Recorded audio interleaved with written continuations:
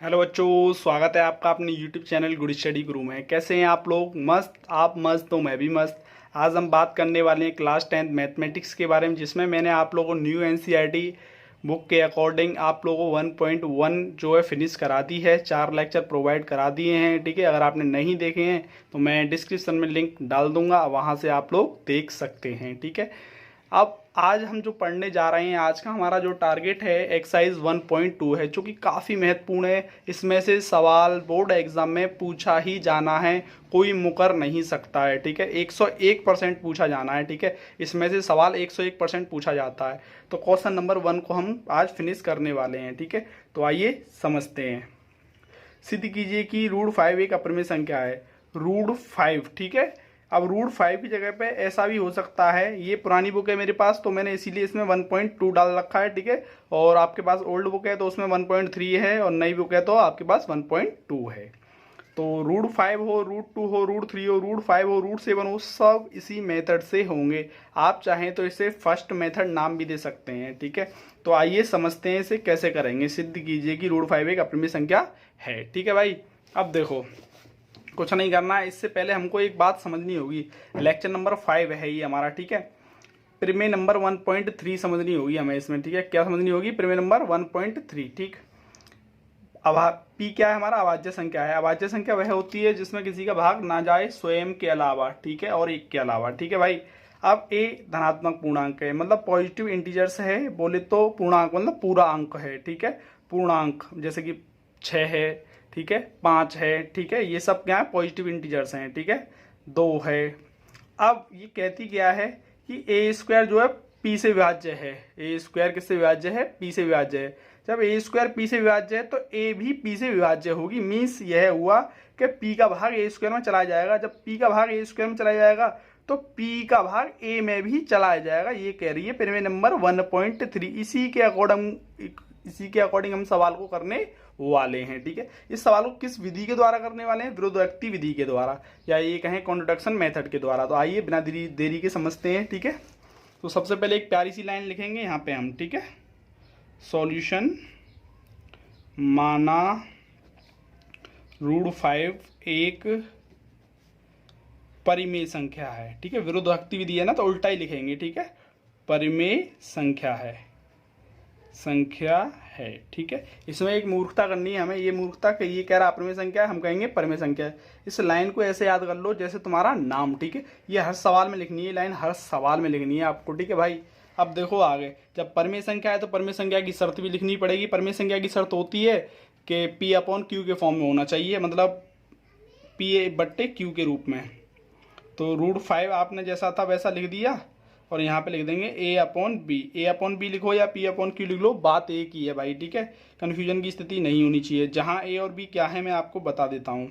जहाँ A और B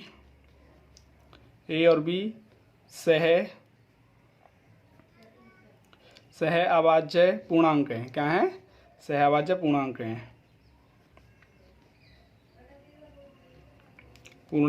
हैं, ठीक है भाई। तथा B = 0। कहने का मतलब ये हुआ कि B = 0, मतलब B के बराबर 0 नहीं होना चाहिए। B अगर 0 हो गया तो ये अनंत हो जाएगा। जब ये अनंत हो जाएगा तो इसे सॉल्व करना असंभव हो जाएगा। सहअभाज्य पूर्णांक क्या होता है मैं आप लोगों को बता दूं।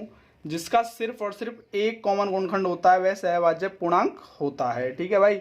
सहअभाज्य पूर्णांक क्या होता है पता चल गया होगा आप लोगों को। अब आगे बढ़ते हैं हम, ठीक है। अब इसका इसमें मल्टीप्लाई करेंगे, ठीक है। इसके नीचे 1 मान के A बन जाए A, और B का √5 में करेंगे तो ये आ जाएगा हमारा √B, ठीक है। √5B, ठीक है, और ये A, ठीक है। कोई दिक्कत नहीं है यहाँ से। अब यहाँ पे क्या करेंगे? दोनों ओर वर्ग करने पर,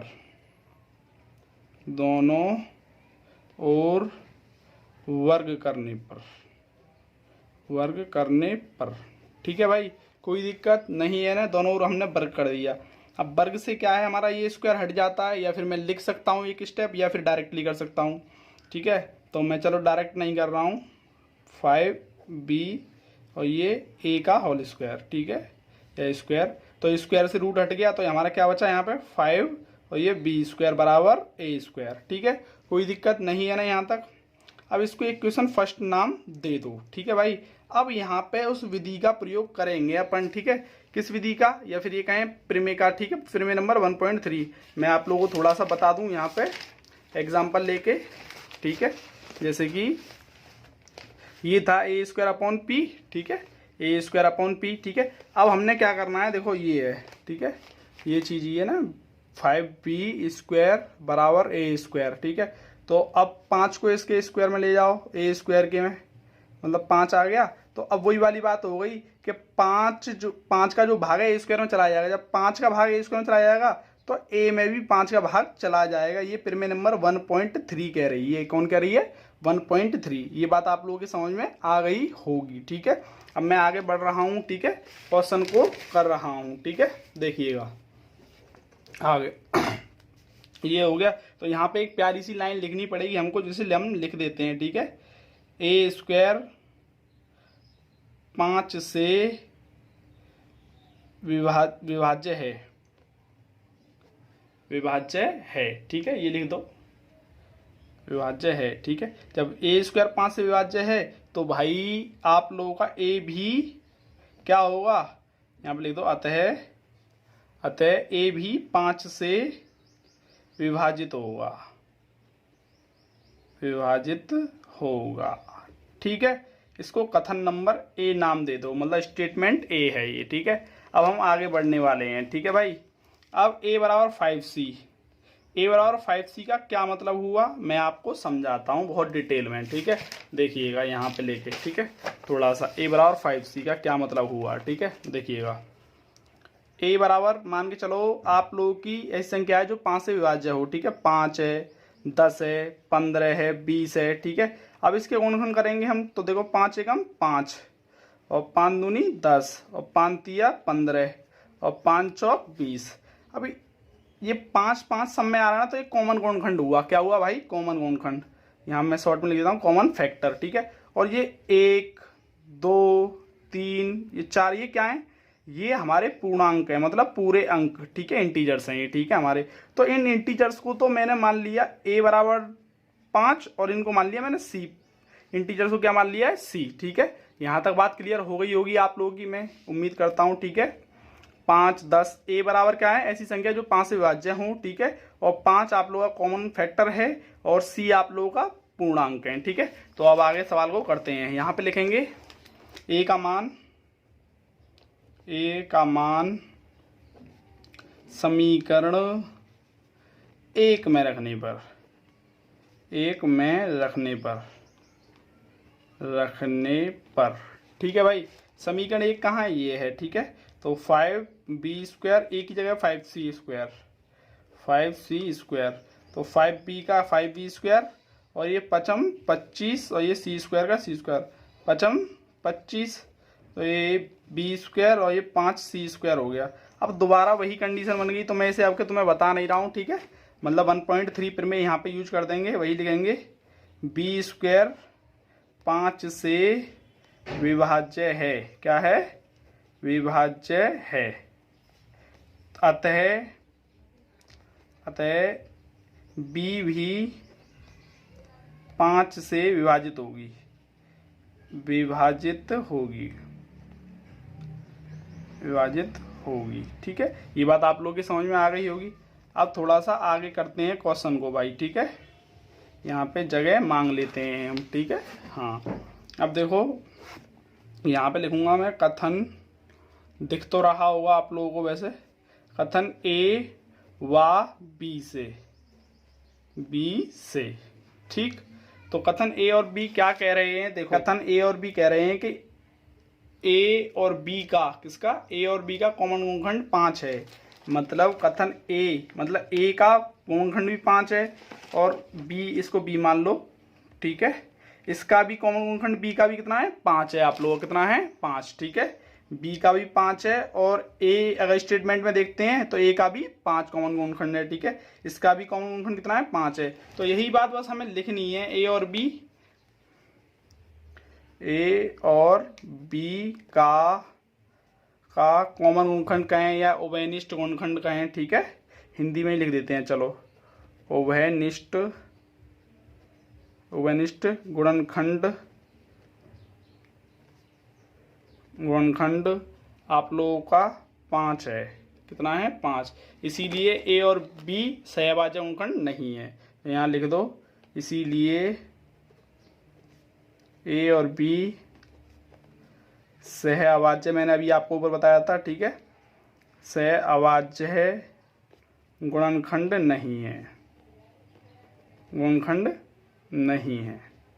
ठीक है, जब ये गुणनखंड नहीं है तो इसीलिए √5 एक परिमेय संख्या नहीं है, इसीलिए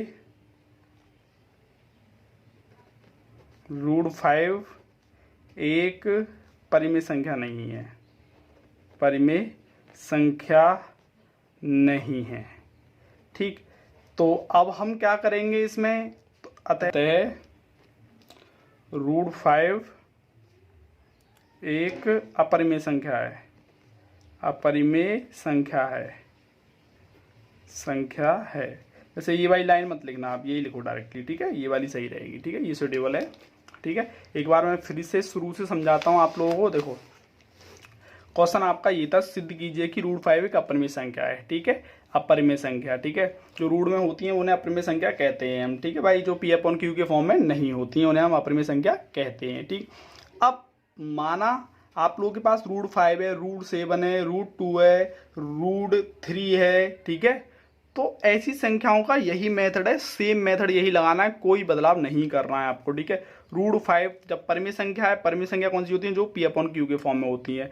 तो इसको परिमेय संख्या की शर्तों में हमने लिख दिया। ये मैंने आपको बता ही दिया था पहले क्या होता है, B=0 का मतलब भी मैंने बता ही दिया था आप लोगों को। अब इसको कैंची का गुणा कर दिया, क्रॉस मल्टीप्लाई, दोनों ओर वर्ग कर दिया। यहाँ से स्क्वायर से रूट हट जाता है, आपको पता ही है। इसको इक्वेशन फर्स्ट मान ली मैंने। A² 5 से विभाज्य है, ये मैंने आप लोगों को प्रमेय नंबर 1.3 से सिद्ध करके बताया था। अतः ए बी 5 से विभाजित होगा, कथन नंबर ए मान लिया। A = 5C कैसे माना है? C पूर्णांक है और 5 आप लोगों का कॉमन गुणनखंड है। ए आपका वह है, वही संख्याएं जो 5 से विभाज्य हैं। ठीक है भाई, ए का मान समीकरण 1 में रखने पर, समीकरण 1 ये है, ए का मान रख दिया हमने यहाँ पे। ठीक है, मान रख दिया, तो ये सॉल्यूशन आप लोगों का आ गया 5×5 25, और ये 5 से कट जाएगा 5×5 25, तो यहाँ B² बचा, यहाँ पे 5C²। अब दोबारा वही प्रमेय नंबर 1.3 लग गई। ठीक है, यहाँ पे जैसे ये किया है ना आप लोगों ने, ये वाला, ये जैसे ये किया है सेम बिल्कुल कथन ए में, कथन बी हम लोगों ने मान लिया। ठीक है, बी भी 5 से विभाजित होगा। ठीक है भाई, अब कथन ए व बी से, ए और बी का उभयनिष्ठ गुणनखंड 5 है। जब उभयनिष्ठ गुणनखंड निकल आया तो इसीलिए है ए और बी सहअभाज्य गुणनखंड नहीं है। सहअभाज्य गुणनखंड का मतलब मैंने पहले बता दिया था ना आप लोगों को, केवल एक कॉमन गुणनखंड हो, सॉरी एक हो गुणनखंड, लेकिन यहाँ तो केवल कॉमन गुणनखंड भी निकल आया हमारा तो। ठीक है, तो इसीलिए √5 एक परिमेय संख्या नहीं है। यह क्या है फिर? अतः यह क्या है फिर? √5 एक अपरिमेय संख्या है। ये आप लोगों का सिद्ध हो चुका है। ठीक है भाई, उम्मीद करता हूँ वीडियो आप लोगों के समझ में आई होगी। अगर नहीं समझ में आई है तो दोबारा देख लीजिएगा, पक्का आप लोगों के समझ में आ जाएगी। ठीक है, thanks for the watching this video.